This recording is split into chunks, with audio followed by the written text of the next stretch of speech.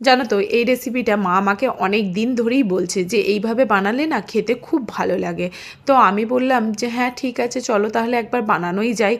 প্রথমে কুমড়োগুলোকে যে যেরকমভাবে পারবে একটু চৌকো চৌকো করে কেটে নিও, তারপরে নুন হলুদ আর লঙ্কার গুঁড়ো দিয়ে আর সামান্য একটু জল দিয়ে ম্যারিনেটের জন্য আধ ঘন্টার মতো রেখে দিও। এরপর কড়াইয়ে পরিমাণ মতো মানে সর্ষের তেল দেবে, তাহলেই টেস্টটা ভালো হবে, কারণ সাদা তেলে খুব একটা ভালো লাগে না ভাজাভুজি। তো যাই হোক, সবগুলোকে একটা একটা করে দিয়ে ঢাকা চাপা দিয়ে রেখে দিতে হবে। 4-5 মিনিটের মতো ঢাকা চাপা দিয়ে রেখে দিতে হবে। এরপর ঢাকনা খুলে এপিট ওপিট করে বেশ ভালোভাবে ভেজে নিতে হবে।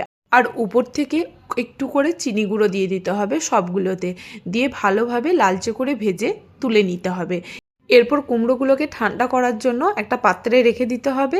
আর এদিকে একটা পাত্রে একটা ডিম আর একটু নুন ভালোভাবে ফেটিয়ে নিতে হবে। কুমড়োটা বেশ ভালোভাবে ঠান্ডা হয়ে গেলে কড়াইয়ে আবারও কিছুটা তেল দিয়ে কুমড়োগুলোকে একবার করে ডিমের গুলাতে পোট করে তেলে দিয়ে দিতে হবে। সবগুলোকে একটা একটা করে এইভাবে দিয়ে নিয়েছি। এরপর এপিট ওপিট করে বেশ লালচে করে ভেজে তুলে নিয়েছি। সত্যি কথা বলতে সাদা ভাতের সাথে খেতে অপূর্ব লেগেছিল।